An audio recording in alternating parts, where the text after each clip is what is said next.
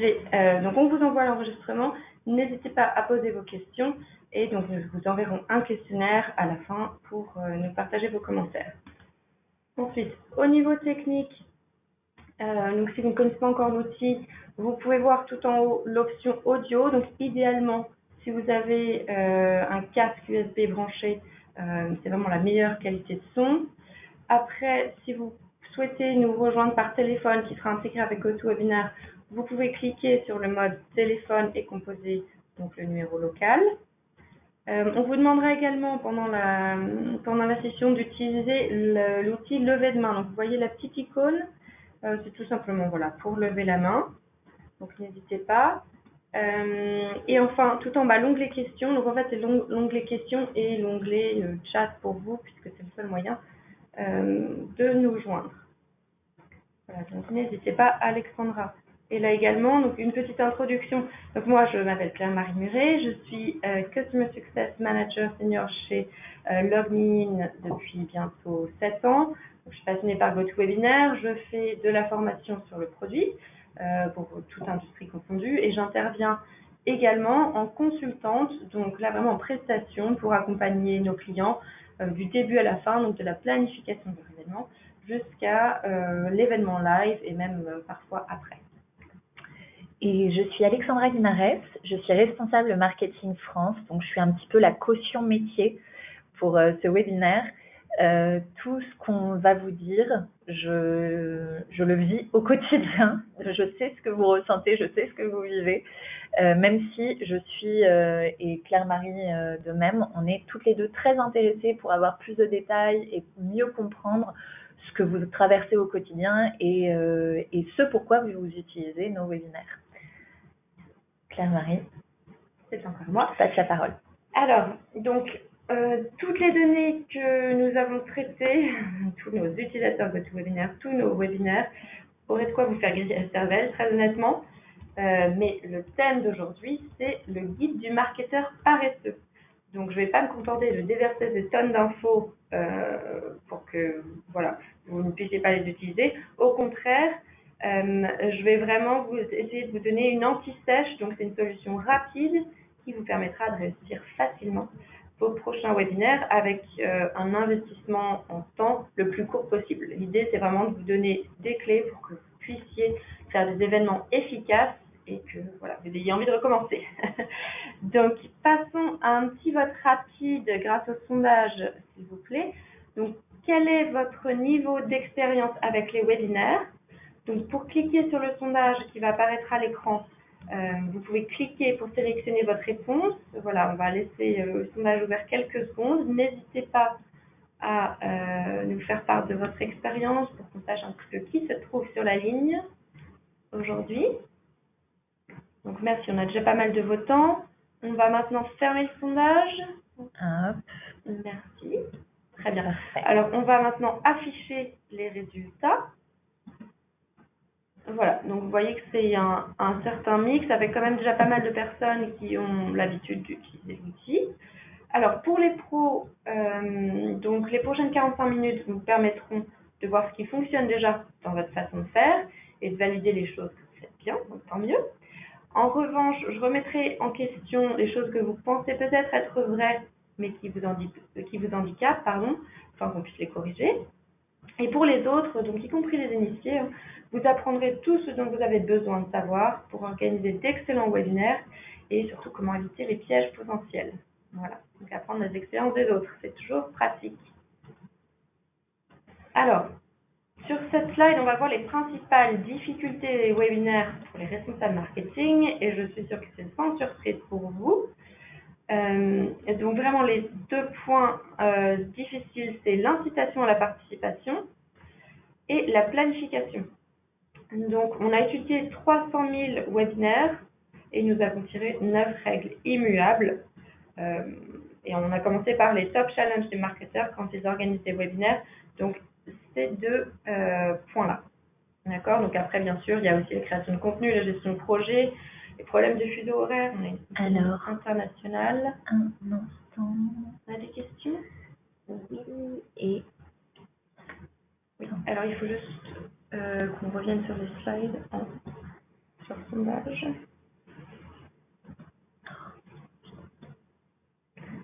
Voilà, merci. Donc, merci de nous avoir signalé. Oui, donc ce que je vous disais, c'est que les principales difficultés des webinaires pour les responsables marketing, c'est vraiment l'incitation à la participation et la planification. Donc, on a étudié 300 000 webinaires et on va vous donner donc ces règles. Après, il y a bien sûr d'autres problèmes qui viennent se greffer là-dessus, par exemple les fuseaux horaires, etc. Et j'espère que déjà, avec les clés pour ces deux thèmes, vous pourrez avancer. Donc, comme on l'a dit, les principales difficultés, c'est l'incitation à la participation et la planification. Donc, bon, c'est très bien de savoir ça. Maintenant, comment faire? Alors, la règle numéro 1, c'est vraiment choisir le bon moment qui va déterminer la participation. Alors, on a des données à vous partager là-dessus. Donc, le taux de participation en moyenne, là, on voit, par exemple, par rapport au marketing, la formation interne, la communication interne. Alors, pour le marketing, c'est de 37%. Donc, si vous êtes au-dessus, déjà, bravo. Et pour les autres, les solutions arrivent. Oui, et juste pour que vous ne compreniez pas, si la formation interne, la communication interne a de tels pourcentages de taux de participation, c'est parce que, vous vous en doutez, ils ont une audience assez captive, très très ciblée. Les salariés sont extrêmement intéressés généralement par les communications qui leur sont adressées par la communication interne ou par les formations. Certains verront peut-être même qu'ils se sentent obligés d'y participer parce que ça vient de l'entreprise. Mais bon, ça c'est les mauvais esprits. Voilà, donc un fait un peu désolant qui malheureusement est un fait. Donc c'est 63% des inscrits ne participent pas à votre webinaire. Mais ceci dit, ce n'est pas cause perdue. On va vous montrer quelques outils pour quand même essayer de récupérer cette audience et utiliser au maximum l'investissement que vous avez fait dans l'organisation de votre webinaire. Alors, que pouvez-vous faire pour influencer le taux de participation? Donc le taux de participation, pour clarifier, c'est donc le pourcentage de personnes inscrites qui viennent effectivement sur le live, donc sur votre événement. Donc n'hésitez pas à nous envoyer vos suggestions, ce qui marche pour vous. Moi, je vais partager ce que nous avons essayé. C'est d'ailleurs des essais parfois peu fructueux. Mais voilà, j'espère que de notre expérience, vous pourrez apprendre et que ça vous fera gagner du temps. Alors, on a par exemple essayé de rendre le bouton d'ajout au calendrier encore plus visible. On se disait peut-être que les gens oubliaient que c'était dans leur agenda. Donc, on a essayé ça. Là, par exemple, on voit une capture d'écran sur un mobile. On a même essayé d'envoyer des textos, donc des petits reminders, genre une heure avant. Ça a encore moins marché à notre rendez-vous de soir. Et donc, en fait, la conclusion de tout ça, c'est que les gens sont ultra sollicités, ils sont très très occupés. Là, on voit un extrait de calendrier d'Alex, Voilà. Le mien est à peu près pareil. Donc, l'idée, c'est vraiment de trouver le créneau qui va vraiment toucher votre audience et pourquoi pas penser un petit peu outside the box. Et on va vous montrer des idées. Alors, donc le meilleur atout, ça va être deux choses. Ça va être déjà le meilleur jour, choisir le jour de la semaine le plus efficace et le meilleur horaire. Alors, des données là-dessus. Donc, un petit sondage. À votre avis, quel est le meilleur jour pour organiser un webinaire? On ne vous a pas mis dimanche, parce que je ne pense pas que ce soit une option. Mais donc, n'hésitez pas à cliquer. Voilà. Quel est le meilleur jour pour organiser un webinaire, à votre avis? Mardi, mercredi, jeudi ou vendredi? Déjà pas mal de votes. On va attendre encore un petit peu pour atteindre... Le vote intéressant, mais qui aura la bonne réponse? Voilà, donc merci, on a déjà un bon nombre Ouais, de on atteint les 90% de votants. Hop. Voilà, et on partage les réponses. Et cette fois-ci, on les masquera. Voilà. Eh bien, donc, on voit que la majorité des participants pensent que le mardi ou le jeudi sont les meilleurs jours. Eh bien, on va peut-être vous surprendre si on vous montre la slide de résultats. Eh bien, en fait, c'est le mercredi. Alors, ça peut paraître surprenant. On voit que c'est un pourcentage de presque 2%, donc c'est quand même pas négligeable, surtout sur un grand nombre d'inscrits de récupérer ces 2% supplémentaires. Donc le mercredi, a priori, est le meilleur jour pour organiser un événement. Alors, on a une question sur ces informations. La plupart des questions, on y répondra à la fin, mais celle-ci, parce qu'elle est vraiment très liée à la slide, je me dis qu'on va y répondre tout de suite. Une question d'Aurélie qui nous demande si ces infos sont mondiales ou françaises uniquement. Donc, ces infos-là sont européennes. Quand on a considéré pour l'Europe, la France, l'Angleterre, l'Irlande, Allemagne, Italie, Espagne, donc c'est pas non plus toute l'UE, mais les pays où nous sommes les plus actifs. Aux États-Unis, les données sont assez différentes. Typiquement, si on s'adresse à une audience américaine, il faut prendre en compte le fait qu'on ait une audience qui est répartie sur plusieurs fuseaux horaires. Donc généralement, nos collègues aux États-Unis vont favoriser des webinaires de midi jusqu'à 15h. Voilà, donc ça nous permet de vous proposer le meilleur horaire, donc ça c'est pour l'Europe, c'est 11h, donc à votre avis on se retrouve aujourd'hui à 11h. Voilà, mercredi à 11h, attention, peut-être que vos participants sont très sollicités maintenant qu'on vous a dit quel était le meilleur créneau, qu'on se le dise, mais voilà, ça c'est vraiment une moyenne. Donc maintenant, bien sûr, tout dépend de votre cible, de votre industrie, du moment de l'année également. Donc n'hésitez pas à essayer d'autres créneaux, par exemple 8h ou 17h. Par exemple, un exemple concret, nos webinaires à destination des professionnels du webinaire sont plutôt le vendredi, car les autres jours, évidemment, ils sont eux-mêmes occupés à leur propre webinaire. Et une petite pépite, le webinaire avec la meilleure participation enregistrée, je vous le donne en 1000, c'était un atelier de tricot qui se tenait à 20h. En fait, ils avaient très bien ciblé leur audience et elle était très réceptive à ce moment-là. Donc voilà, n'hésitez pas à faire des tests. Vous aurez de toute façon toutes vos données, vos rapports à disposition, donc ça vous permettra d'avoir une bonne visibilité là-dessus. Donc 8h du matin ou 17h, pourquoi pas. Certains horaires marcheront, c'est clair, pour certains, et d'autres, pas du tout. Donc réfléchissez bien à votre audience. Quand votre audience est disponible, quand est-ce qu'elle a du temps et quand est-ce qu'elle va pouvoir vraiment donner l'attention nécessaire à votre webinaire. Ok ? Des commentaires là-dessus, non ? Alors, on a toujours quelques questions qui arrivent, et notamment une recommandation d'Alice qui nous demande « Et si on a une audience internationale, tout pays ?»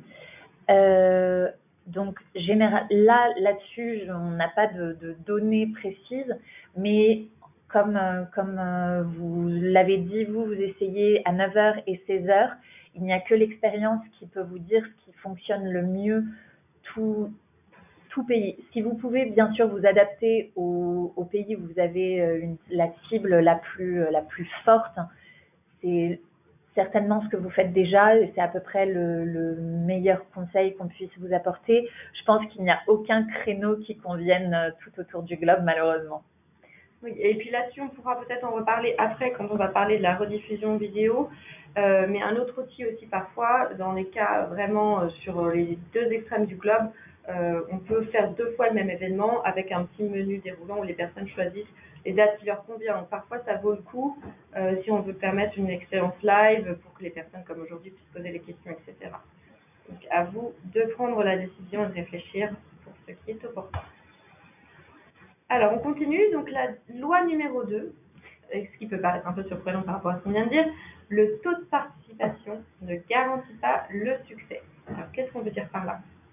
Donc 42% des webinaires avec le plus de participants, donc ce que nous considérons les 100 webinaires ayant le plus de succès, 42% de ceux-là ont un taux de participation qui est en fait inférieur à la moyenne.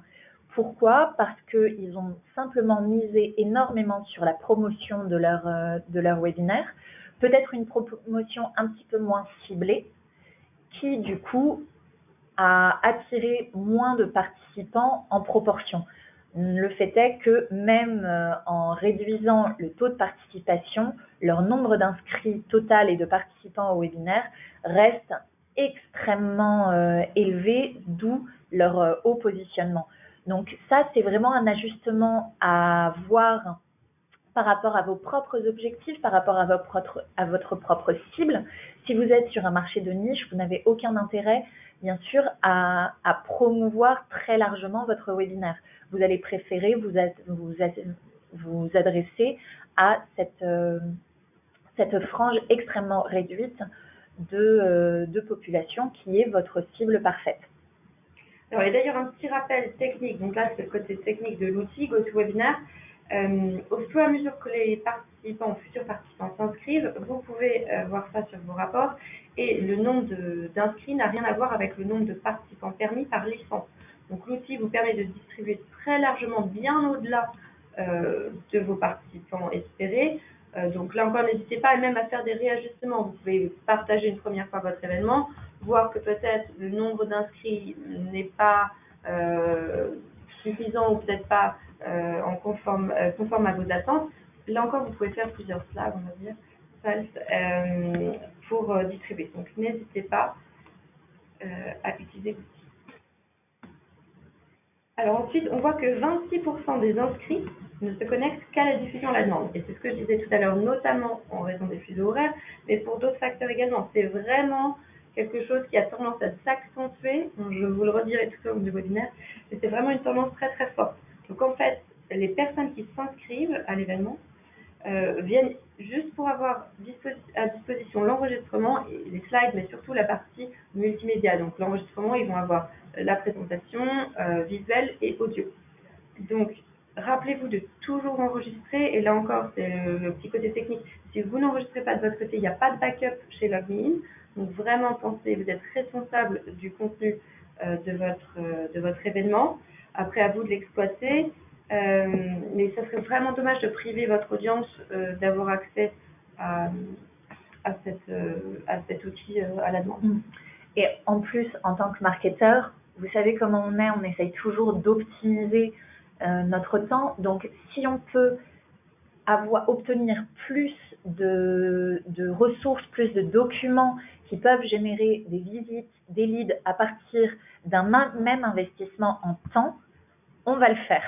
Donc, voyez vraiment cet enregistrement comme une autre façon d'atteindre même une autre audience. Déjà, vous allez vous adresser à ces 26% qui n'ont pas assisté à votre webinaire, mais vous allez aussi pouvoir vous adresser à une autre frange, peut-être des gens qui sont plus intéressés par la vidéo et qui vont arriver vers votre marque et votre contenu par cette vidéo. Typiquement, nous proposons avec GoToWebinar la plateforme GoToStage où vous pouvez garder tous vos webinaires. L'accès à ces vidéos se fait après inscription. Donc ça, c'est des leads que vous pouvez générer pour votre entreprise. Et on en parlera un petit peu plus en détail à la fin, au moment des questions-réponses, si vous le souhaitez. Voilà, donc retenez juste GoToStage, un monde à découvrir. Alors, loi numéro 3, jouez avec vos titres. Pour booster vos inscriptions, ça c'est l'outil favori des marketeurs. Alors, tout à fait. Petit exemple. Donc, voilà. Harry Potter, je pense, tout le monde l'aura reconnu. J'espère. Personnellement, je suis une grosse fan. Je suis aussi une grosse fan de contenu. Et jouer avec les titres, ça a été une grosse partie de mon début de carrière.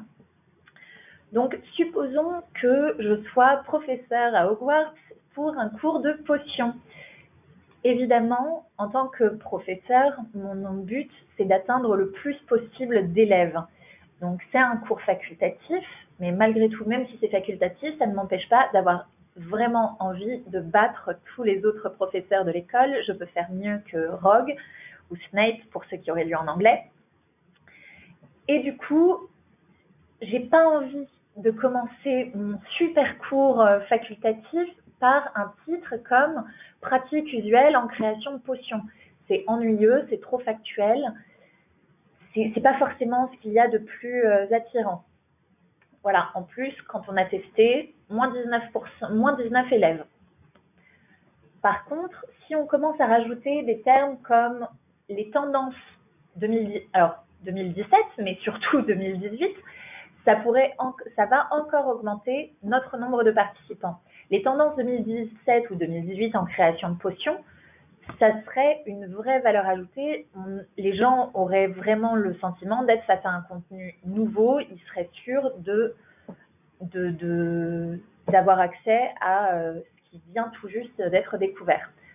Toujours dans cette tendance du nouveau, tout contiendra le mot nouveau, nouvelle découverte, inédit. Ça fonctionne très très bien. Donc ici, nouvelle découverte, la recette d'une potion qui augmente la concentration. On a même plusieurs mots-clés ici qui fonctionnent très bien. On a non seulement nouvelle, mais on a aussi recette.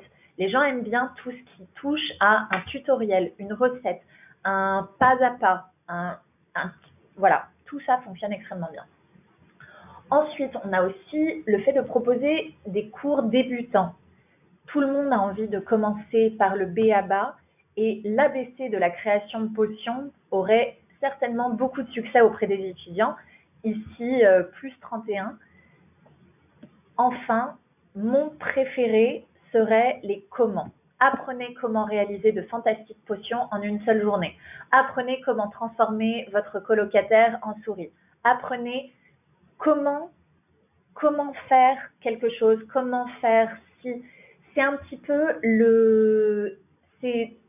dans tous ces titres, vous pouvez un petit peu percevoir comment est-ce que les guides tels que les guides pour les nuls, la conduite pour les nuls, etc. ont si bien fonctionné. Tout le monde a envie de commencer par le début. Enfin, les listes. Utilisez des listes dans ces titres. 19 façons créatives d'utiliser la potion polynectar pour faire une farce à vos amis. Alors là, en plus, on a rajouté un petit clickbait. Le numéro 7 va vous époustoufler. Plus 43, succès garanti. Donc, c'est toutes ces petites astuces de titres. Jouez vraiment. Amusez-vous avec vos titres. Essayez de transmettre une émotion, que ce soit de la nouveauté, que ce soit de l'émotion, de la surprise. Essayez de jouer avec ça pour attirer davantage d'audience. Nous, par exemple, on a tenu à vous traiter de paresseux parce qu'on s'est dit que ça fonctionnerait. On a ajouté à ça les 9 lois immuables d'un webinaire à succès parce qu'encore une fois, les 9 lois, un chiffre, tout ça soutenu par 350 000, l'étude de 350 000 webinaires, et vous avez un titre qui fonctionne. Ouais. Donc merci pour toutes ces petites astuces. Donc l'ensemble des astuces que vient de vous partager Alexandra vous permettront d'augmenter le taux d'inscription de 23%. Donc encore là, le taux d'inscription, ce n'est pas le taux de participation, mais qui dit plus d'inscription, si on espère plus de participants. Donc n'hésitez pas à vraiment travailler votre titre. Vous n'avez pas beaucoup d'autres opportunités pour faire du teasing et pour attirer votre cible. Donc très très important le titre et la description de l'événement. On passe maintenant sur la loi numéro 4. Alors, commencer la promotion tôt et finir fort. Qu'est-ce qu'on veut dire par là? Donc, tôt, c'est pas un jour avant. Il faut savoir que 15% des inscriptions arrivent 3 semaines à l'avance. 15%. Ensuite, on a 33% des inscrits qui s'inscrivent le dernier jour. Donc là, on passe vraiment d'une extrémité à l'autre. Mais donc, n'hésitez pas jusqu'au dernier moment à vraiment pousser votre événement sur toutes les plateformes possibles.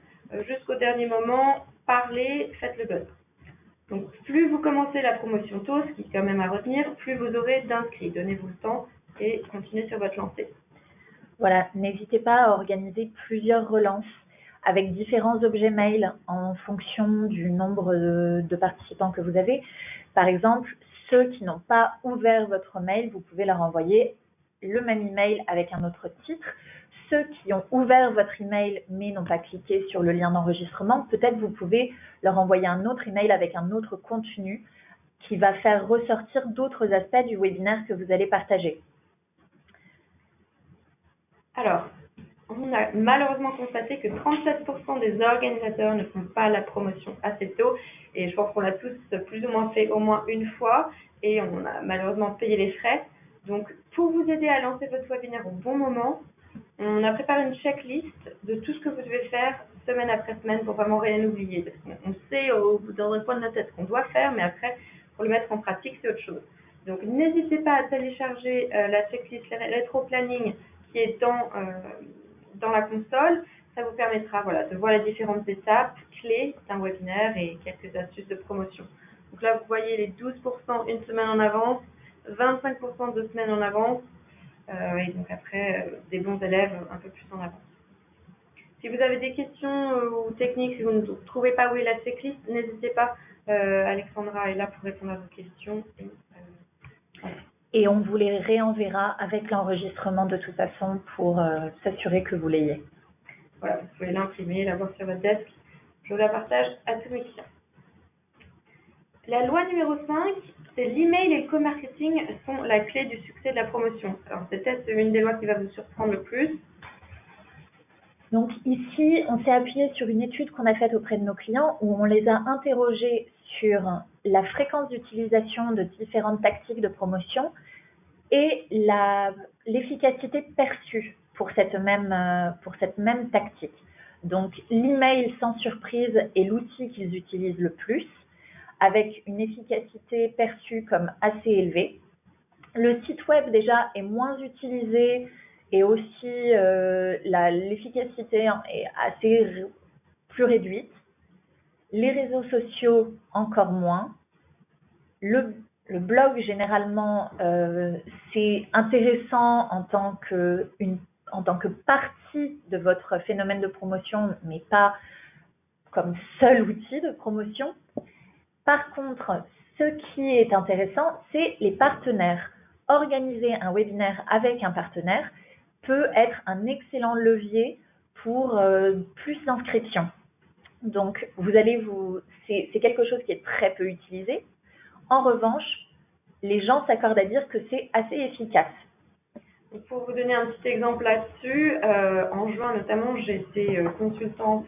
Donc j'ai accompagné un client Nexity, donc qui est promoteur immobilier, qui avait organisé une série de webinaires sur le type Rendez-vous du mercredi avec Novacert, qui est une agence de design énergétique, pour discuter des labels environnementaux. Donc c'était au mois de juin et vraiment des webinaires à succès, un très très bon retour et le partenariat des deux vraiment apporté beaucoup de fruits. Donc voilà, on n'y pense pas forcément, mais n'hésitez pas puisque du coup Novacert et Nexity ont communiqué là-dessus, ont partagé et au final se retrouve avec un produit d'excellente qualité qui traite de ce sujet. Donc la promotion, on partage ce qui fonctionne pour nous. Donc notre base d'email fournit 60% de nos inscrits, donc c'est encore vraiment très très majoritaire pour le moment. Et nos partenaires fournissent quand même 25%. Donc c'est vraiment la deuxième part pas négligeable et que je vous invite à développer. Généralement, juste pour renforcer à quel point c'est important un bon emailing pour un webinaire, c'est que généralement la plupart des inscriptions venant d'une activité avec un partenaire vient aussi de leur base email. L'email, on le critique, beaucoup d'entre nous se plaignent qu'on en reçoit trop, mais malgré tout, pour les marques, quand c'est bien fait, bien écrit, bien réalisé, c'est une excellente source d'inscription et d'interaction avec votre audience. Voilà, donc concentrez-vous sur la création de partenariats. Alors, un autre exemple, donc là, qu'on avait fait nous en interne entre GoToWebinar et GoAnimate, c'est GoAnimate, c'est un site pour vous aider à créer vos propres vidéos. Donc c'était un partenariat pour expliquer comment les meilleurs webinaires utilisent la vidéo pour engager leur audience. Et on a obtenu vraiment un record de participation. Forcément, les vidéos, c'est sympa. On avait fait une petite vidéo teaser. Donc si vous avez la possibilité, n'hésitez pas. Ça booste vraiment les taux d'inscription. Enfin, loi numéro 6. Donc, vous pensiez que c'était mardi le meilleur jour, un des meilleurs jours pour votre événement, mais en fait, mardi n'est pas en reste, c'est le meilleur jour pour la promotion de votre événement, qui peut-être sera donc le mercredi. Donc, on voit là par rapport au meilleur jour de promotion, donc lundi, c'est privilégié quand même le début de semaine. On voit que lundi, mardi, ça va vraiment être capital pour ensuite une baisse d'attention vers la fin de semaine, les gens pensent déjà à autre chose. Très rapide là-dessus. La loi numéro 7, alors celle-là c'est une des lois qui m'a un petit peu étonnée. les formats longs sont plus efficaces que les formats courts. En fait, les gens restent attentifs vraiment sur la durée. L'idée, c'est que le public veut aller au fond des choses. Voilà. S'il a pris le temps de s'inscrire et de bloquer du temps dans votre agenda, c'est parce qu'il attend un contenu intéressant. Donc 61 minutes, c'est la moyenne des participants, le temps qu'ils restent sur votre événement. C'est en fait très rare d'avoir ce temps avec un prospect, on est bien d'accord. Donc ils sont prêts à prendre le temps. Donc utilisez-le, capitalisez là-dessus. N'ayez pas peur de vous montrer pendant vos webinaires. Donc là, par exemple, avec l'utilisation de la webcam, ça permet d'avoir quelque chose de plus engageant, c'est l'avantage aussi de faire du direct. Voilà, plutôt que d'avoir c'est un peu l'idée du cours magistral où on est au fond d'un film, on voit rien. Ça sent l'expérience, ça sent le vécu. Alors, donc au début, on a 100% de participation, d'accord. Alors après, vous allez voir qu'on perd des gens assez rapidement. Donc sur les 10 premières minutes, les gens commencent à partir. En fait, c'est vraiment des gens qu'on va perdre dès le début parce que peut-être qu'ils pensaient venir juste pour avoir accès au slide et l'enregistrement. Ils n'ont pas le temps maintenant, mais ça ne veut pas dire qu'ils n'auront pas après. Mais ça va être une consommation un petit peu différente de l'événement. Il y en a d'autres qui vont partir parce que ce n'est pas à quoi ils s'attendaient, d'accord. Voilà, donc les gens partent et à la moitié du temps, on a 76% du public qui est encore là. Donc c'est quand même énorme. Ce qui est vraiment conséquent, oui. Oui, donc voilà, l'hémorragie du début s'arrête. En moyenne, il nous reste 76%. C'est toujours une quantité honorable de personnes en direct, donc qui sont là pour interagir avec vous, pour vous poser des questions et écouter ce que vous avez à leur dire. Vraiment utiliser ce temps. N'ayez pas peur de faire long. Donc souvent après votre webinaire, on prévient les participations que le webinaire est fini, mais que s'ils le peuvent, donc comme on fera d'ailleurs aujourd'hui, on propose une démo. Voilà, c'est pour les bons élèves qui vraiment veulent aller au bout des choses. Et la plupart du temps, les gens restent. Pas de pression pour aujourd'hui. La plupart du temps, les gens restent parce qu'ils sont là, ils vous ont à disposition, ils veulent vraiment faire le tour de la question. Donc 50% des participants restent plus de 70% du temps du webinaire. Donc c'est quand même énorme, oui. Et vous voyez qu'on a quand même on a près de 20% de l'audience qui vont rester entre 91 et 100% du temps. Ce qui, moi, m'impressionne que alors, si vous additionnez tous les petits bâtonnets que vous voyez ici, on arrive à 100%. Donc, la plus large proportion d'audience reste jusqu'au bout. On arrive à la loi numéro 8, donc je pense que vous auriez pu l'écrire tout seul, cette loi, comme on fait que de le répéter depuis le début. Donc, l'intérêt de vraiment partager, d'abord d'enregistrer et ensuite de partager la vidéo. Les gens n'ont pas le temps, ou alors ne veulent pas voir en intégralité, ils n'ont pas forcément 1 heure à bloquer sur leur agenda, ou alors peut-être juste une partie de votre événement les intéresse. Donc, ne vous passez pas des 26% qui se sont inscrits pour avoir cet événement à la demande. Donc, vous envoyez l'enregistrement après votre webinaire. Vous pouvez même planifier pour les inscrits qui s'inscrivent carrément après l'événement, de les envoyer directement vers le webinaire. Vous pouvez continuer à communiquer avec eux. Profitez-en. D'accord ? On arrive à la loi numéro 9, la plus fun. Voilà. Amusez-vous. Donc vous avez peut-être le trac, vous n'avez peut-être pas l'habitude, mais ceux qui sont déjà experts ici, j'espère, pourraient en témoigner. On se prend au jeu du webinaire. Donc adoptez un ton naturel qui vous ressemble, ne vous prenez pas trop au sérieux, amusez-vous. Non, et parce que vraiment ça me démange trop, je vais la lire. Tout à l'heure, quand on parlait des titres accrocheurs à Hogwarts, nous avons eu une petite blague d'Alexandre qui, moi, m'a fait sourire et que j'ai beaucoup aimé, où il disait « Le numéro 7 va vous époustoufler ». Pour tous ceux qui connaissent bien Harry Potter et qui sont fans de la maison Poufsouffle, voilà, vous comprendrez la référence. Assumez vos jeux de mots. C'est ça, assumez votre geekerie. Je l'assume complètement. Voilà, donc usez et abusez de l'entraînement. Ça, c'était aussi un autre petit conseil pour que vous puissiez vous sentir à l'aise et justement partager un petit peu plus de votre style en direct. Essayez d'avoir toute la partie technique, on peut en prendre de la graine pour aujourd'hui, toute la partie technique derrière vous avec, si possible, le temps d'entraînement technique. Donc dans l'outil, il y a un mode d'entraînement pour vraiment maîtriser l'outil du bout des doigts pour pouvoir plus se concentrer sur la partie contenu et partage du contenu. Là encore, n'hésitez pas à vous poser vos questions. On arrive à la fin de la présentation. Donc, un petit récap anti-sèche. Alex? Eh bien oui, l'anti-sèche que vous pourrez également retrouver tout à la fin vous pouvez déjà la télécharger et on vous l'enverra par email avec l'enregistrement. C'est un récapitulatif de toutes les bonnes pratiques que nous vous avons mentionnées aujourd'hui avec l'enregistrement, c'est 35% de vues, co-organisé, promouvé avec des partenaires, c'est 47% d'inscrits en plus, des listes dans les titres, plus 43% d'inscrits, promouvé le mardi, plus 37% d'inscrits, organisé à 11h, plus 22% d'inscrits, faites la promotion une semaine, 2 semaines à l'avance, 15% d'inscrits en plus. N'oubliez pas de faire une relance d'inscription la veille, ça fonctionne aussi très bien. Organisation le mercredi, plus 2% de vues. Vous en faites peut-être déjà, vous appliquez déjà beaucoup certainement de ces règles. N'hésitez pas à nous dire comment ça marche pour vous et ne vous arrêtez pas de tester. Nous, on a essayé de partager ici des raccourcis pour vous rendre la vie plus facile. Si vous avez vos propres recettes qui fonctionnent extrêmement bien, n'hésitez pas à les partager avec le reste de l'audience. C'est toujours un plaisir d'avoir vos retours. Alors, on va maintenant passer à la partie questions-réponses. Donc, l'idée, c'est vraiment d'avoir soit un retour d'expérience, comme Alexandra l'a dit, soit des questions, ça peut être des questions marketing, ça peut être des questions plus techniques sur l'outil. Est-ce que tu veux commencer à me lire quelques questions? Alors oui, j'ai une question de Dominique.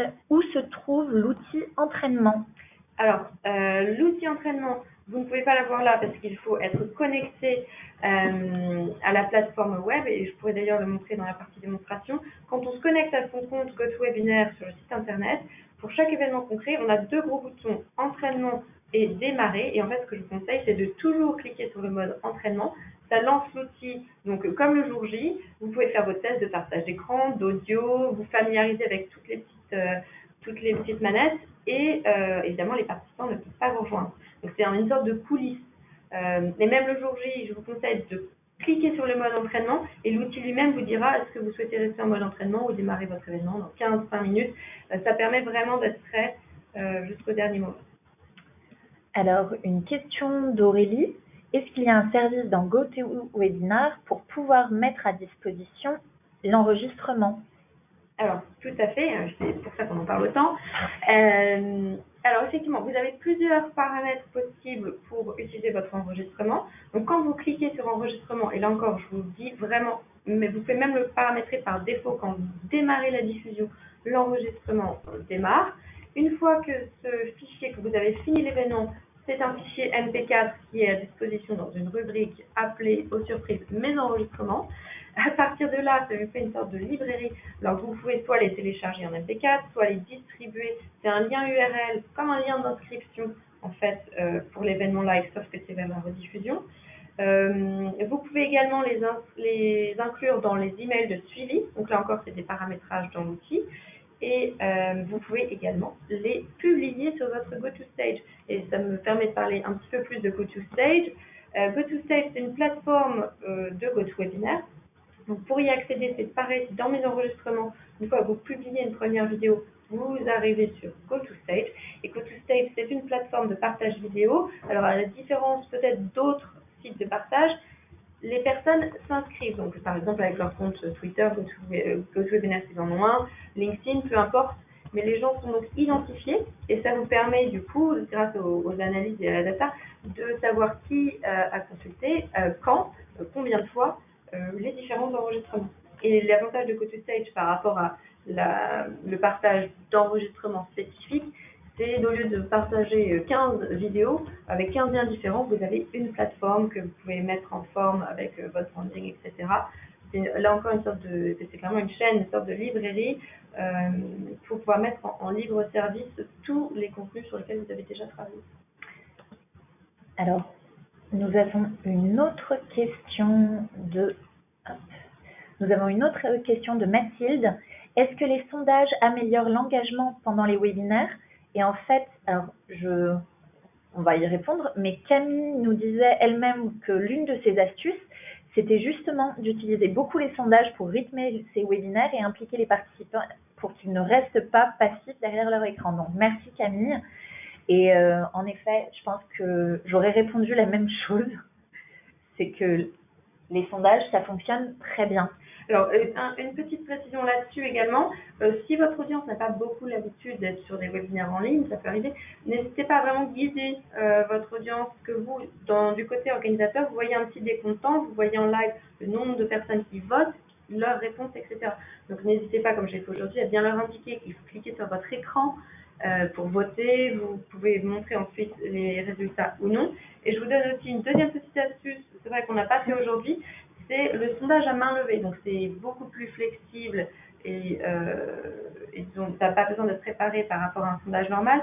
Alors l'idée de la main levée, c'est par exemple, là si on fait un petit test, alors si vous faites d'un lever de main, en cliquant sur la petite main, la réponse à la question, alors est-ce que vous avez appris peut-être des choses nouvelles sur l'événement? Merci de lever la main.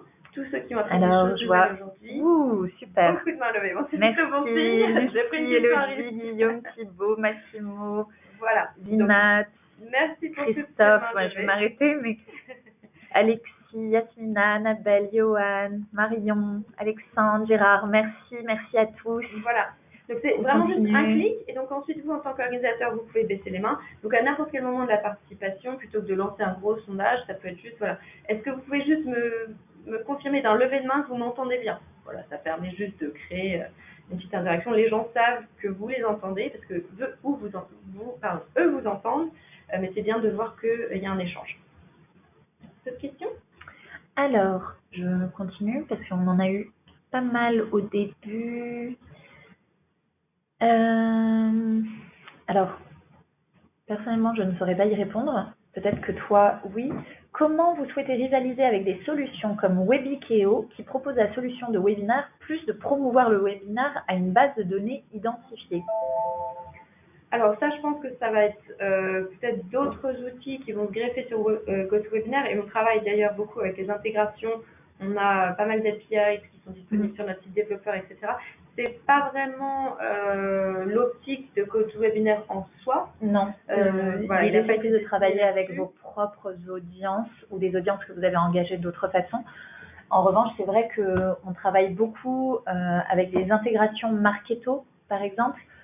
Aussi, on s'intègre très bien avec HubSpot, qui est quand même plutôt la référence pour attirer de nouveaux leads, pour accompagner chaque étape de la génération de nouveaux leads.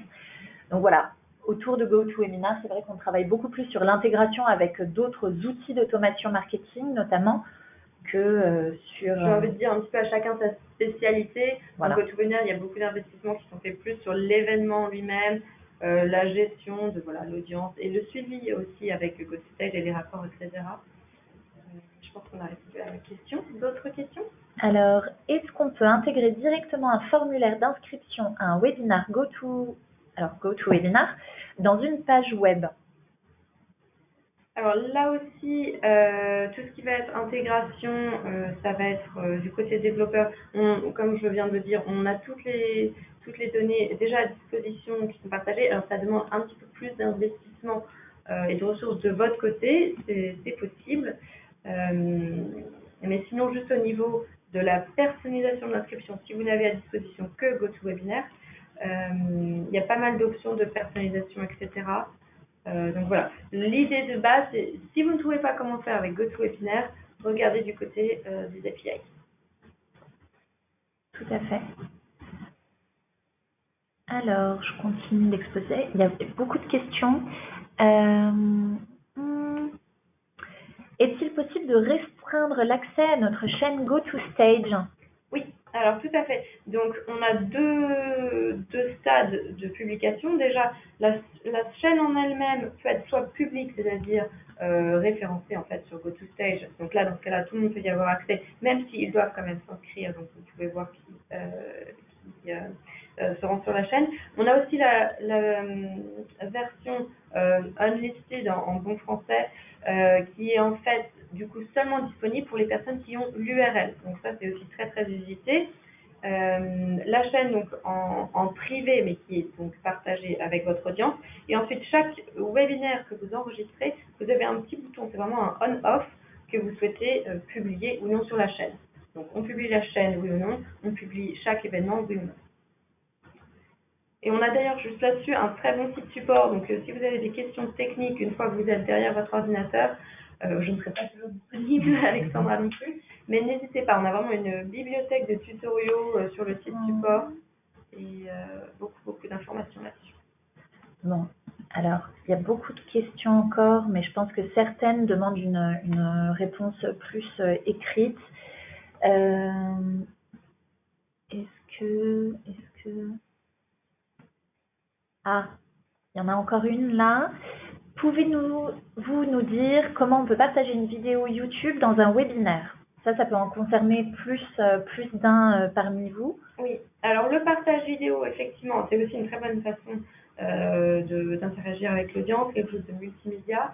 On peut tout à fait partager, donc en plus de partager des slides par exemple, on peut inclure un élément vidéo dans sa présentation, donc il y aura le son et l'image vraiment intégrés dans GoToWebinar, donc pas juste une vidéo qu'on met dans un PowerPoint, vraiment un partage de vidéos avec un bon rendu technique. Donc on peut mettre ces vidéos YouTube. Honnêtement, ce que je vous conseille, quand c'est possible, c'est de partager un fichier MP4 donc, que vous aurez uploadé et du coup qui figurera dans votre enregistrement, puisque du coup vous êtes propriétaire du fichier, donc vous pouvez le partager dans la rediffusion.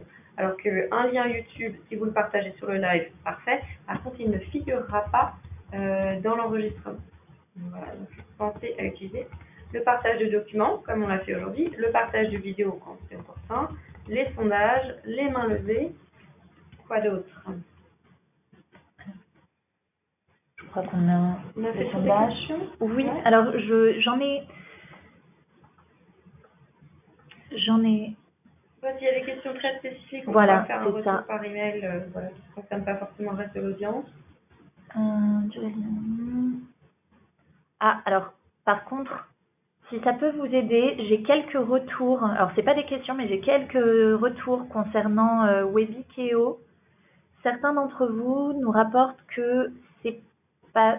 Alors, je ne connais pas cette solution, donc je ne... Mais on a quelques retours disant que c'est pas forcément optimal, que c'est limité dans le temps ou que... Voilà. Donc, je voulais juste partager ce que d'autres ont vécu avec ça. Après, je suis sûre que vous diriez peut-être la même chose de nos solutions si nous n'étions pas là. En tout cas, merci pour toutes ces questions. Oui, je pense qu'on a encore beaucoup de questions. Alors, quelqu'un nous pose la question de Salesforce. Oui, il existe une intégration avec Salesforce. Donc ça aussi, c'est quelque chose que je pourrais vous envoyer. Je pourrais vous envoyer plus de détails là-dessus par email.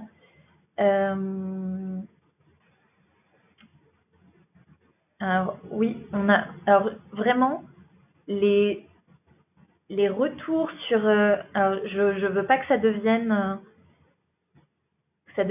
Bon, on va s'arrêter là sur Webikeo. Mais est-ce qu'on a encore des questions? Vous êtes prolifique, c'est incroyable. Quel est le ratio moyen connu, nombre d'invitations sur nombre d'inscrits sur un emailing? Alors, je vais essayer de répondre à ça. C'est extrêmement variable. Nous, ce qu'on note, c'est que par exemple, quand on envoie une invitation à un webinaire à notre base, on a un retour peut-être de 10% en 10%. Oui, 5 à 10% de la base emailing qui va répondre à l'invitation et s'inscrire au webinaire. Là-dessus, vous comptez que tout le monde ne va pas, tous ceux qui se sont inscrits ne vont pas y participer. et ainsi de suite. N'hésitez pas d'ailleurs juste sur ce point à explorer dans GoToWebinar, il y a tout un endroit de données, d'analyse propre du coup à votre utilisation, votre licence. Donc c'est intéressant de voir même sur une utilisation peut-être de 3 mois par exemple, voir ce qui a fonctionné, moins bien fonctionné et voir un peu les tendances qui vont être beaucoup plus adaptées que là ce qu'on vous donne de façon très générale. Non, excusez-moi, je réponds à vos questions parfois en même temps, donc je ne suis pas toujours très réactive. Mais je suis impressionnée par la quantité de questions que vous avez. On va vraiment revenir vers vous pour les adresser parce que avoir une audience aussi engagée, ça fait plaisir. Donc je veux vraiment vous encourager à continuer lors de nos prochains webinaires. Alors, du coup, juste une petite slide pour vous donner les coordonnées d'Alexandra. Donc, si vous luttez avec vos webinaires ou même si vous voulez nous faire un retour positif sur ce qui marche, vous pouvez nous contacter. Et donc, comme je vous avais dit en début d'événement, on vous enverra un petit questionnaire de fin juste après GoToWebinar. Donc, n'hésitez pas à partager vos réactions, voilà, pour qu'on puisse encore mieux cibler nos prochains événements. Alors, on va vous remercier. Merci beaucoup. Donc, on vous recontactera peut-être pour d'autres événements. Tout à fait. Alors, je vais juste partager. On a 2 autres événements qui vont arriver très bientôt. En septembre, on reviendra vers vous avec les dates. On a un webinaire qui aura lieu début septembre autour du contenu, comment adapter son contenu à son audience.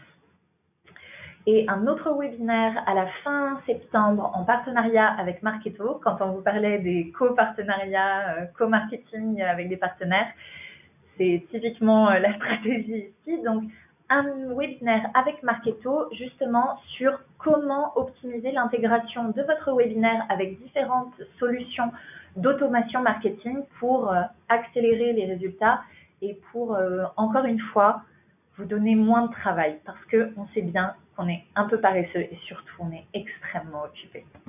Merci encore. Et merci à tous de nous avoir suivis. Alors, pour ceux qui veulent rester en ligne encore quelques minutes, pour ceux qui n'ont pas encore vu peut-être ou nous connaissent ou veulent voir quelques secrets de GoToWebinar, on va faire une petite démonstration live. On va également voilà, continuer de regarder les questions s'il y en a. Donc n'hésitez pas. Et puis pour ceux qui nous quittent, on vous remercie vraiment de la participation et de l'engouement suscité aujourd'hui. On vous enverra donc l'enregistrement, les documents. Et je vous remercie, je vous souhaite une bonne journée pour ceux qui nous quittent. Mais ceux qui veulent rester, je vous montre donc GoToWebinar. Sur mon compte, un petit instant.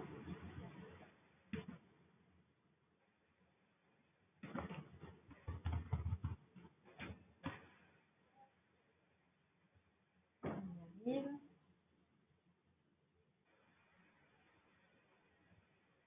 Alors, je me connecte. Je vous montre mon écran dans un petit instant.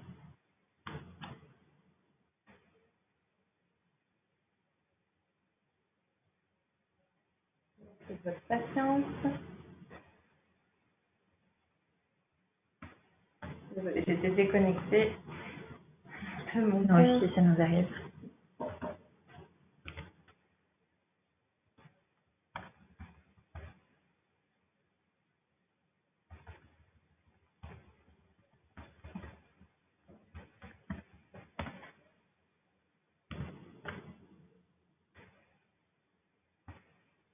Désolée pour ce petit souci technique. J'arrive. N'hésitez pas à continuer à poser des questions. Alors, oui, je suis en train de regarder s'il n'y aurait pas quelques questions auxquelles on pourrait aisément... Alors, Christophe nous demande s'il est performant de voir les speakers depuis leur webcam. On a eu de bons retours concernant cet aspect, même si, comme vous voyez, on ne bouge pas énormément. On n'est pas des actrices mimes ou quoi que ce soit. Généralement, les utilisateurs disent, les participants à un webinaire disent préférer voir leurs speakers que ne pas les voir. Donc après, j'imagine que c'est assez personnel. Ça vaut le coup de poser la question à votre audience, mais en tout cas, de notre côté, nous avons eu plutôt de bons retours. J'enchaînerai d'ailleurs là-dessus sur les conseils que je donne donc à mes clients pendant la formation GoToWebinar. Si vous allez utiliser la webcam, faites des tests, investissez un minimum sur la mise en scène. Donc là, c'est vraiment, c'est pas beaucoup foulé, mais un fond propre. On a quand même fait des tests de lumière. Là, on a une lumière du jour. On a une webcam branchée en USB, donc c'est quand même plus flexible que d'utiliser la webcam d'un ordinateur portable. Si vous avez une bannière avec un logo, ça rend toujours bien. Et si vous faites quelque chose un peu interactif, par exemple table ronde ou un échange, c'est sympa d'avoir la webcam pour savoir qui parle quand on a plusieurs intervenants. C'est toujours plus agréable. Donc voilà. Vous pouvez normalement maintenant voir mon écran. Donc là, on arrive sur la plateforme GoToWebinar et je vais d'ailleurs attirer l'attention tout de suite sur le bouton entraînement dont on parlait tout à l'heure. Alors, vous voyez qu'il est disponible à chaque fois à côté de démarrer. Et pareil, si on va dans voilà, par exemple mon template, là je clique directement dans l'outil et vous voyez le gros bouton entraînement à côté de démarrer. Donc au final, je n'utilise jamais démarrer, j'utilise toujours entraînement. Et d'ailleurs le template 2019, ça me permet aussi de vous donner un autre petit conseil. N'hésitez pas à vous créer donc un template, un modèle que vous allez reproduire à chaque fois avec le petit bouton copier. Ça vous permet vraiment d'avoir une unification de la mise en page, même du style, etc. Et notamment si vous êtes plusieurs à organiser des événements, on essaye d'avoir quelque chose d'unifié. Donc, vous créez un template sur la licence. Dans l'idée, c'est d'avoir un template, par exemple, en 2019 pour qu'il apparaisse toujours dans la liste des webinaires à venir. Vous passez un peu de temps au début pour investir, pour paramétrer, par exemple, l'activation de l'enregistrement automatique, l'audio, vérifiez là si vous avez une cible internationale, bien préparer la possibilité de proposer des numéros d'appel locaux avant la session parce que vous ne pouvez plus l'éditer une fois en session. Marquer thème, donc je vous montre rapidement là comment modifier. Vous pouvez choisir un logo, une image personnalisée et notamment dans thème, dans défaut, au lieu de mettre défaut, vous pouvez aller sur custom. Si vous avez un code couleur, vous tapez le code couleur de votre marque. Vous faites deux choses avant de quitter cette page. Vous faites déjà un aperçu pour être sûr que ça vous convient, pas avoir des petites surprises de faute de couleur et surtout enregistrer évidemment une fois que vous avez fait les modifications. Et ce genre de paramétrage, une fois que vous l'avez mis dans votre template ou dans un webinaire, vous pouvez juste copier l'événement et tout ça sera déjà paramétré. Donc ça vaut le coup quand même d'investir au départ, donc pour marquer thème. En dessous, on voit les organisateurs et les invités. Alors, j'en profite pour faire un petit récapitulatif des rôles. Alors, en plus, avec la traduction française, je trouve qu'invité porte vraiment à confusion. On a dans un premier temps les organisateurs ou co-organisateurs, les invités qui sont en fait les experts, les intervenants, je vous préférerais. Et enfin, on a les participants. Donc, c'est trois rôles. Et alors, les organisateurs, on peut avoir des co-organisateurs. C'est très simple, il suffit de mettre un nom, une adresse email, un peu sur le même principe que ce qu'on a fait aujourd'hui. Alors l'idée entre un co-organisateur et un invité, le co-organisateur, ça va être un collègue, plutôt quelqu'un en interne qui connaît un minimum GoToWebinar, qui va être votre bras droit. Donc par exemple, il y a une personne qui partage son écran, le co-organisateur va plutôt gérer la partie administration, parce que c'est quand même pas simple de gérer ses slides et les questions qui arrivent, et lancer les sondages, vérifier l'enregistrement, et même, je ne le souhaite pas, mais au cas échéant, vous avez un problème d'ordinateur, une mise à jour qui a été forcée sur votre machine, ça peut arriver, votre écran bug, quelque chose qui pourrait m'arriver. Ça m'est déjà arrivé. Votre écran bug, si vous avez un co-organisateur et que vous êtes organisé, il a la copie des slides, il peut directement prendre la main, il n'y a pas d'interruption pour les participants, et vous continuez votre événement avec un petit coup de stress, je vous l'accorde, mais c'est vraiment un backup technique, même votre connexion internet, voilà. Toujours avoir au moins un co-organisateur pour que l'événement puisse se dérouler sans incident technique et même pour avoir un peu plus de marge de manœuvre, je vous le recommande. Après, la fonction invité, ça c'est parfait vraiment pour un intervenant, par exemple, un intervenant externe qui va parler, prendre la parole, mais à qui vous ne voulez pas confier toutes les responsabilités de l'administration et par exemple, s'il n'a pas l'habitude GoToWebinar, Comme ça, il ne peut pas malencontreusement fermer l'événement à tous et exclure tout le monde de l'événement. Donc inviter, c'est parfait. Juste une invitation donc avec le nom, l'adresse email, il reçoit son lien. Il peut venir sur le mode entraînement. Donc, tous les co-organisateurs et les invités peuvent émettre des recommandés qui viennent au moins une fois pratiquer, vérifier qu'ils ont un micro qui fonctionne, qu'ils savent comment partager leur écran. Voilà, faites tous vos tests techniques, mais des rôles bien définis pour intervenir sur l'événement. Et enfin, bien sûr, on a donc les participants qui, même s'ils ont un rôle plus passif, on l'a vu, peuvent quand même réagir en live. Aujourd'hui, on a bien vu que vous étiez tout sauf passif. Donc voilà, ça me permettait de faire un petit rappel là-dessus. Si vous avez des questions par rapport à ce qu'on aborde, n'hésitez pas. Je vous montre également rapidement le suivi des sources. Donc là, c'est disponible en fonction de votre licence.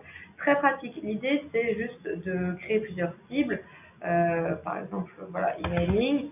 Et donc, GoToWebinar va créer lui-même différents liens. Alors bien sûr, il faut faire un copier-coller au bon endroit. Mais ça va vous permettre, une fois que les gens s'inscrivent, de déterminer s'ils vous ont rejoint à partir de LinkedIn, de votre site, d'un emailing, et du coup pour vos prochains événements, de peut-être privilégier ces sources et de faire voilà, quelque chose de plus adapté là-dessus. Donc ça, c'est déjà inclus dans GoToWebinar. Suivez les sources. Paramètres d'inscription. Donc là, une petite info, je pense que pour ceux qui connaissent, vous savez déjà tout ça, mais n'hésitez pas à aller explorer notamment donc deux choses. Déjà, vous voyez que mon nombre maximum d'inscrits, c'est 10 000, donc c'est énorme, mais c'est vraiment l'idée d'avoir une grande marge de manœuvre par rapport aux inscrits et par rapport aux participants. Ça, on l'a vu, donc allez-y largement. Et le deuxième onglet, c'est l'onglet questions ici. Donc là, on parle du formulaire d'inscription. Vous pouvez récupérer des infos sur vos futurs participants grâce à ce formulaire. Et notamment, n'hésitez pas à créer vos propres questions. Donc quelque chose qui sera vraiment pertinent à l'événement ou à votre industrie, voilà, des choses comme ça. Et qui vous permettront peut-être d'aiguiller le contenu de votre présentation. Donc voilà pour... Désolée, j'ai perdu ma souris. Hop. Voilà pour voilà, voilà. Voilà pour l'inscription et pensez évidemment à sauvegarder tout ce que vous paramétrez. Donc ça, c'est l'onglet un peu caché dans paramètres d'inscription. Et dès que les gens vont commencer à s'inscrire, vous allez voir le suivi des inscrits. Donc gardez un œil là-dessus. Honnêtement, moi, quand je prépare un événement, tous les jours, toutes les quelques heures, on regarde avec appréhension ou excitation voilà, le nombre qui augmente. Et regardez également voilà, les corrélations, où est-ce que vous avez partagé, d'où les gens s'inscrivent, à quel moment, peut-être regardez même à quel moment de la journée les gens s'inscrivent le plus. Ouais. Donc je vous avoue que Claire-Marie dit tous les jours. Quand on sait qu'on a envoyé un email, quand on sait qu'on a lancé une promotion sur les réseaux sociaux, c'est plus que tous les jours, c'est plusieurs fois par jour. Voilà, c'est la marketeuse qui parle. Après, donc, n'hésitez pas là encore s'il y a des questions. Là, je vous montre un peu de façon générale ce qui fonctionne. Les coordonnées, donc par défaut, c'est les coordonnées de la licence. Mais après, pour un événement spécifique, ça peut être, je sais pas, formation@logmein.com, ça peut être plus la vente, ça peut être des choses un peu différentes. Et c'est en fait les coordonnées qui seront affichées dans tous les bas d'email automatiques envoyés par GoToWebinar. Donc, n'hésitez pas à faire quelque chose d'un peu personnalisé. On a ensuite la batterie d'emails envoyée par GoToWebinar et notamment ce que je voulais vous montrer, c'est alors deux choses. L'email de rappel, ce qui fonctionne bien, c'est le 1 jour avant et le 1 heure avant. Donc voilà, on n'est pas trop dans le futur, mais suffisamment pour que les gens disent « Ah oui, c'est vrai, je m'étais inscrit, où est le lien ?» Ah ben tant mieux, on le met sous la main, ils n'ont plus qu'à cliquer. Donc ça, c'est sympa. Et dans l'email de suivi, vous voyez qu'on a l'email de suivi aux participants et aux inscrits absents. Donc c'est là l'intérêt de vraiment penser à inclure sa vidéo. Donc dans modifier, on peut même le faire dans le futur. Donc quand cet événement sera terminé, donc là vous voyez c'est un texte très lambda mais je peux le modifier, et donc vous voyez que je l'ai déjà inclus. Donc si j'enlève pour vous montrer comment on fait, j'inclus un enregistrement, et donc là je mets l'enregistrement automatique quand il sera disponible en ligne, j'ajoute et je sauvegarde. Voilà, donc vous pouvez tout paramétrer en avance et bien sûr après faire des petites vérifications. Mais donc dans ce cas-là, j'aurai l'enregistrement envoyé aux participants donc, qui se sont inscrits, qui sont venus, mais peut-être pas pour toute la durée, mais ils le recevront, et également aux personnes qui s'étaient inscrites, qui ne se sont pas connectées le jour J, mais qui attendent impatiemment la rediffusion. Et pour répondre aussi à la question tout à l'heure de où se retrouvent les enregistrements, donc là j'ai un raccourci ici, mais je peux le retrouver hop, là, donc mes enregistrements. Ça charge. Arrive, voilà. Donc, vous voyez là que j'ai voilà, toute une liste. On peut, en cliquant sur les points, par exemple, le relire, le télécharger. Donc là, c'est pratique. Si vous le téléchargez à partir du site, c'est directement un fichier MP4. Donc après, si vous voulez le retravailler en externe de GoToWebinar, bien sûr, faites-le. Si vous voulez enlever peut-être le début, une partie, vous pouvez. C'est votre fichier de toute façon. Et vous pouvez le supprimer. Pour l'instant, il n'y a pas de limite de taille ou de durée. Donc, tant que vous les laissez sur votre plateforme, ils seront à disposition. Vous pouvez les partager, donc juste en prenant le lien, après à vous de le distribuer largement. C'est votre produit là encore, donc n'hésitez pas à le maximiser. Et si vous êtes bon observateur, vous avez vu mon petit bouton on-off pour l'ajouter à ma chaîne. Donc ça, c'est ma chaîne GoToStage. Alors il y a, c'est vrai, encore peu de contenu en français, mais on attend que vous pour en créer. Donc n'hésitez pas à faire une première vidéo pour accéder à cette GoToStage. Ça peut être une vidéo que vous publiez, mais que vous publiez au final que le temps de paramétrer votre chaîne. Donc ça peut être, voilà, vous pouvez mettre votre site web, le logo. Et pour là, vous voyez que vous pouvez mettre donc le privacy setting, en bon français là encore, on ou off. Donc si vous le laissez en on, seules les personnes avec l'URL que j'ai personnalisé pourront accéder à la chaîne. D'accord ? Donc n'hésitez pas, et là-dessus, si vous cliquez sur GoToStage, le logo en lui-même, vous avez accès à beaucoup de vidéos, beaucoup en anglais c'est vrai, mais qui seront peut-être très propres à votre industrie, des idées, des inspirations. Et ça, à terme, c'est aussi quelque chose que vous pourrez exploiter vous-même pour toucher une autre audience. Voilà. Donc moi, c'est vrai que comme j'utilise assez peu ma GoToStage, plutôt pour la partie formation, j'ai peu de données intéressantes, mais vous voyez qu'il y a tout un onglet Analytics avec beaucoup de choses à faire là-dessus. Sachez voilà, que ça existe, donc faites des tests et utilisez-le. Donc quand je retourne, et j'ai aussi là les données, voilà, beaucoup d'infos déjà dans l'outil. Si on sait que c'est là, on peut s'y référer. Les données qui sont vraiment intéressantes, vous pouvez exporter tous les noms des participants. Est-ce qu'ils ont posé des questions? Quel type de questions ils ont posé? Typiquement, c'est ce que je vais exporter à la fin de notre webinaire pour répondre précisément à chacune des questions que vous avez posées et m'assurer que je ne loupe rien. Voilà. Donc on arrive juste au dernier onglet et merci pour ceux qui sont restés en ligne pour voir toutes ces rubriques. J'espère que ça vous intéresse. Donc là, c'est comment préparer, donc ajouter des vidéos à votre présentation. Donc là, vous voyez, c'est un fichier MP4 ou un lien, glisser, déplacer. Donc en fait, l'outil les télécharge déjà pour les avoir à disposition. Donc quand vous ferez un partage d'écran, vous allez en fait choisir cette vidéo. Donc je l'ai déjà testé pas mal de fois, c'est très performant, l'audio et la qualité d'image sont excellentes. Il faut juste prévoir un petit délai de 2-3 secondes quand vous lancez la vidéo avant que votre micro soit coupé, donc attention, avant que l'outil prenne vraiment en main toutes les fonctions. Voilà, il y a un petit délai de placement. Donc là encore, faites des tests avec le mode entraînement, vérifiez ce que vous souhaitiez faire, que le rendu vous convient. Les documents à distribuer, donc là c'est vraiment hyper simple, glisser, déplacer.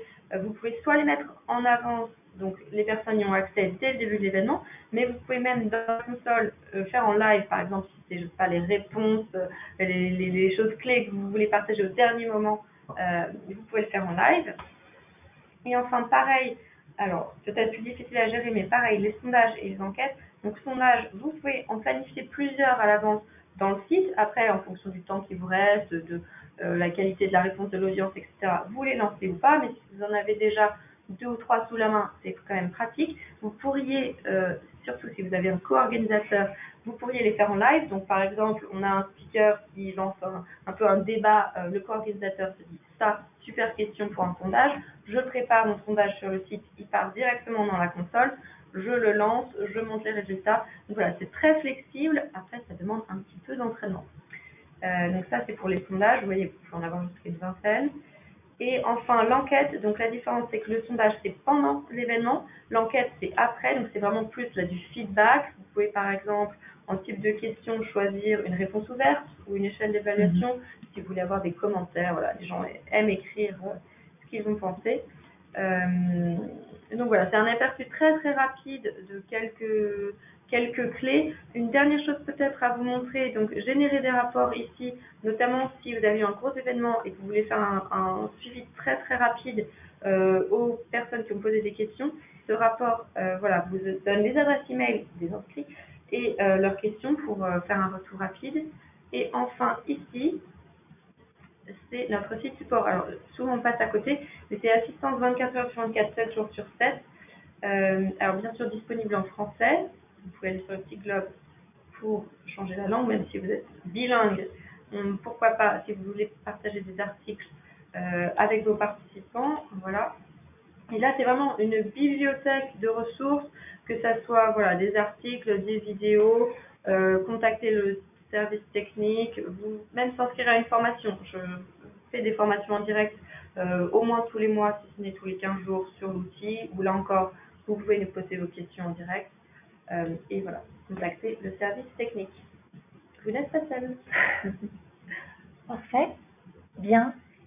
Est-ce que vous avez des dernières questions à nous poser sur l'outil, sachant que de toute façon, vous pouvez toujours répondre à notre mail contenant les slides et l'enregistrement et nous reviendrons vers vous suite à tout ça. Merci vraiment de votre participation. Merci. On a abusé du temps qui nous est imparti aujourd'hui. On nous a dit que long, c'est mieux. On fait long. Voilà. Je vais vous souhaiter une bonne journée. Merci, bonne journée. Au revoir. Au revoir à tous.